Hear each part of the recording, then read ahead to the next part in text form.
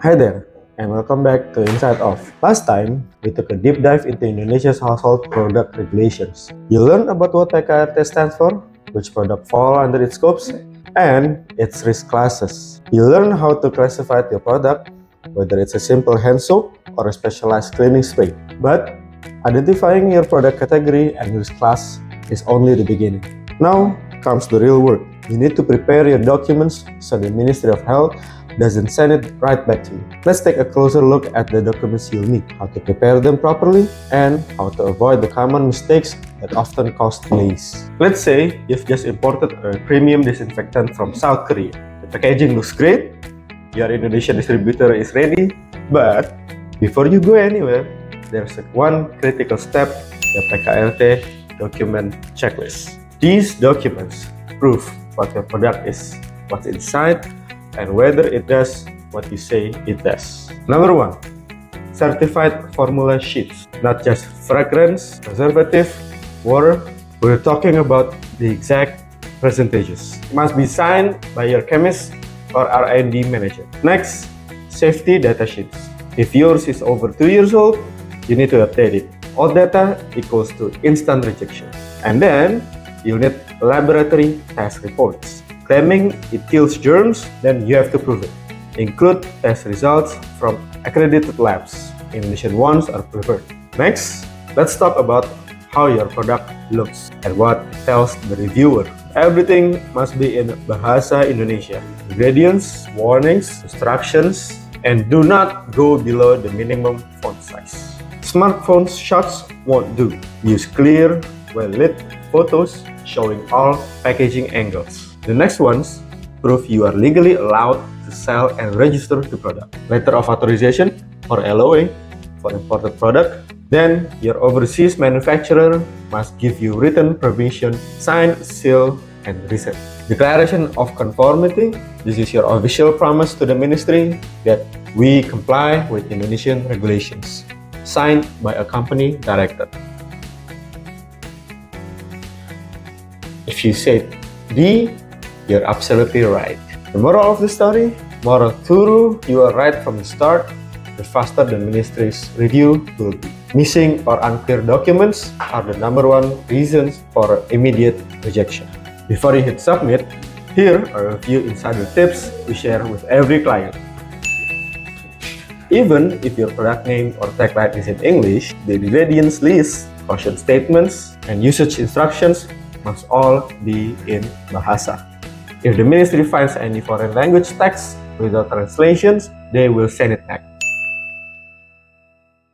Headlines like kills 100% of germs in 10 seconds may sound great, but unless you've got solid accredited data to show it, the ministry will question and likely reject you. Keep claims realistic and back by test results.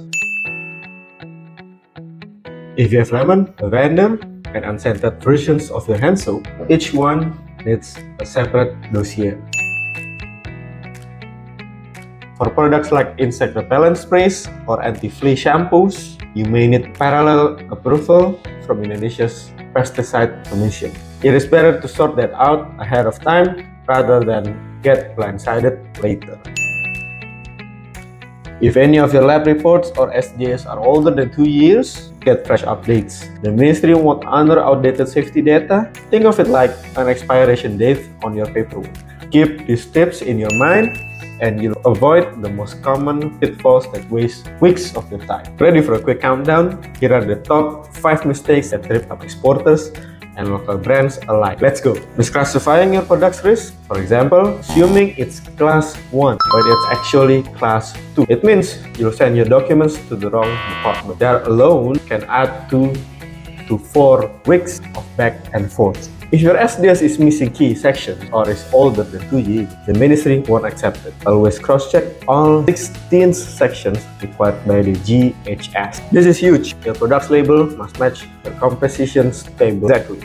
If they don't align, expect an automatic rejection. For foreign manufacturers, you need a registered Indonesian distributor or legal representative. No local partners, no registration, period. Your product might look like a simple household cleaner, but If it includes UV-activated ingredients or biocidal agents, you may need BPOM or pesticide clearance too. Skipping this step is the single biggest reason applications stop. Even big companies slip up on this. Don't be that brand. Double check now and you'll thank yourself later. Okay, let's say you submitted your dossier and whoops, you just got a rejection email. It happens. But don't hit delete just yet. The ministry's rejection letter must always tells you exactly what's missing or non-compliant, down to the document name and section reference. If it says missing section 5 or your SBS, go directly there. Don't guess, fix what's flagged. Did you file under risk class 1 instead of 2? Did you send a PDF when they ask for a scanned JPEG? Small differences like this can bounce your application faster than you can blink. If your letter authorization needs a new date or your packaging certificate expired, call your local partner immediately. The faster you fix it, the faster you can resubmit. If the rejection note still leaves you scratching your head, consider working with a regulatory consultant who knows the ins and outs. At InsightOff, we help clients overcome regulatory challenges and secure approval efficiently.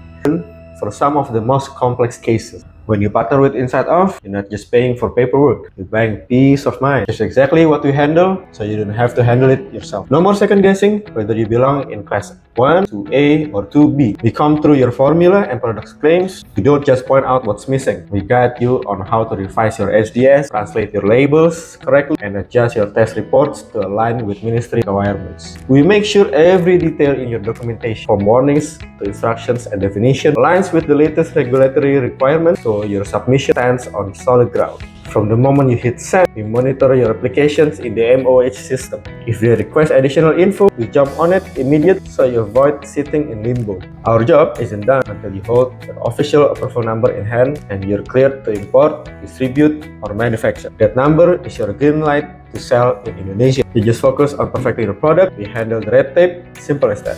Indonesia's PKRT regulations may seem strict, but they are in place to protect consumers, ensure product quality, and keep everyone playing by the same rules. If you're serious about making an impact here, you've got to do it right from the start. Make no mistake, a flawless PKRT registration doesn't just get your product on store shelves. It builds trust with retailers, distributors, and ultimately your customers. And trust is what turns first-time buyers into loyal brand advocates. We're just a message away and always ready to help. If you have questions or need guidance, don't hesitate to reach out. We'd be happy to offer you a free consultation and walk you through the process. Don't forget to hit that like button and subscribe for more insider guides. We're here to guide you step by step, no confusions, no delay, just a smooth path from plan to approval. Thanks for watching. We'll see you in the next video.